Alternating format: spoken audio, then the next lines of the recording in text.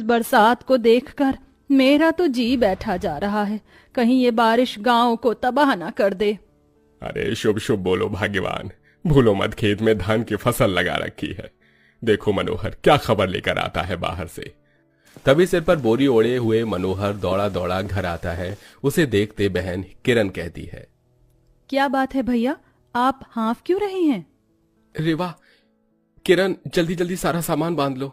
अरे लेकिन हुआ क्या है मनोहर, पूरी बात तो बता। माँ, समाचार में दिखा रहे हैं कि गोपालगंज गांव में बहुत भारी बाढ़ आने वाली है। यमुना नदी का पानी हमारे गांव में छोड़ दिया गया है। ये सुनकर पूरा का पूरा गरीब परिवार बड़ी चिंता में आ जाता है और घर का मुखिया बूढ़ा सीताराम रोते हुए माथा पीट लेता है। हे भगवान, ये क्या दुख भेज दिया तूने हमारे गांव पर। क्या तुझसे हम गरीबों का जीना खाना भी देखा नहीं जा रहा? क्यों तू हर बार गरीबों के ही परिवार पर बिजली गिराता है? चाहे जो भी हो जाए, मैं अपना घर छोड़कर नहीं जाऊंगा। ये मेरे पुरखों का घर है। सीताराम घर की दीवारों को देख देख कर रोने लगता है। तभी सरकारी ऐलान जारी होता है, सुनो सुनो सुनो, गोपालगंज के गांव वालों के लिए एक जरूरी सूचना। यमुना नदी का जल स्तर बहुत ही ज्यादा बढ़ जाने की वजह से बाढ़ का सारा पानी इस गांव की तरफ आ रहा है। जितना जल्दी हो सके अपनी अपनी जान बचाकर इस गांव से निकल जाओ। बाढ़ की खबर सुनकर पूरे गांव में अफरा तफरी मच जाती है और गरीब परिवार का पड़ोसी हरिया दौड़ा दौड़ा आता है। अरे सीताराम काका, जमुना काकी, सुना आपने? अरे बाढ़ आने वाली है, जल्दी से जो धान गेहूं ओढ़ना बिछाना है सब ले लो और चल लो। अरे तुम लोग देख क्या रहे हो, जल्दी सामान बांधो।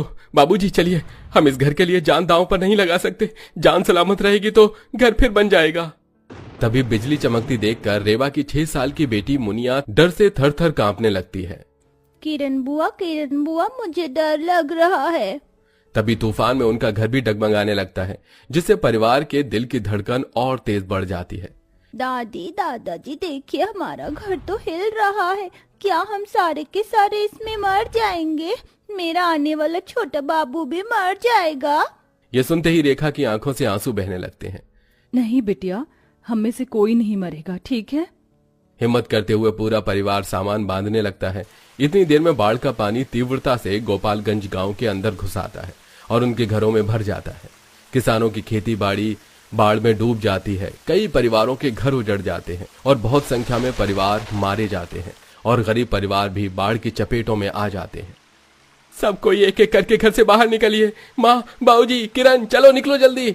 भैया भाभी तो अंदर ही छूट गई। किरण, तुम मुनिया को लेकर निकलो। सब सावधानी बरतते हुए जैसे तैसे बाहर निकलते हैं। तभी एक दीवार धंस जाती है और रेवा पर आ गिरती है। उसी वक्त उसे पीड़ा शुरू हो जाती है। माँ, मेरा बच्चा, बचाओ। मनोहर पूरी ताकत लगाकर दीवार हटाने लगता है। तू डर मत रेवा, मैं तुझे कुछ नहीं होने दूंगा। बाढ़ के चलते तेजी से दीवारों में दरारें आने लगती हैं। दोनों जैसे बाहर निकलते हैं, घर गिर जाता है और लोग जल्दी जल्दी अपनी जान बचाने के लिए नाव में सवार हो जाते हैं। लेकिन उस गरीब परिवार के पास कोई यातायात का साधन नहीं था। रेवा, तू ठीक तो है? अजी, मुझे बहुत दर्द हो रहा है। कुछ करो, मैं चल नहीं पाऊंगी। मनोहर अपनी पड़ोसी के नाव को जाता देखकर उससे मदद के लिए गुहार लगाता है।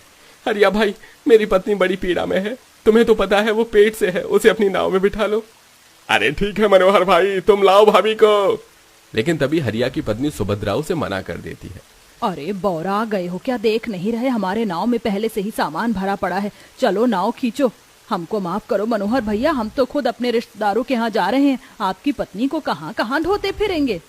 ये बोलकर वो नाव से निकल जाते हैं। लेकिन गरीब परिवार उस बाढ़ के पानी में बुरी तरह फंस जाता है। तभी हिम्मत हारता हुआ ससुर कहता है, अरे हम सब का अंत आ गया है, हम में से कोई नहीं बचेगा। बाबा, ऐसा कुछ भी नहीं होगा, चलो एक दूसरे का हाथ पकड़ लीजिए। मुनिया बेटी, तू मेरे कंधे पर आ जा। मनोहर बेटी को कंधे पर उठा लेता है। सब हाथ पकड़कर आगे कदम बढ़ाते हैं। बाढ़ का पानी इतने हद तक था कि बार बार लहरें उफन रही थी। बाढ़ में डूबी पथरीली जमीन में सबके पांव छन्नी हो जाते हैं। तभी बाढ़ की जोरदार लहरों में एक घना पेड़ गिर जाता है, जिससे बूढ़े सास ससुर का हाथ छूट जाने से वो परिवार से बिछड़ जाते हैं। किरण बिलख बिलख कर रोती है। माँ, बाबा। हे राम जी रक्षा करो भैया, माँ बापू हमसे छूट गए। किरण, आगे चलना होगा, बाढ़ का पानी और ज्यादा भर रहा है। दिल पर पत्थर रखकर सब पानी में तैरते हुए लगभग 1-1.5 दिनों के बाद काफी आगे आते हैं। जहां सूखी जमीन नजर आती है सब वहीं बैठ जाते हैं, जहां खाने पीने का बड़ा बाजार लगा हुआ था।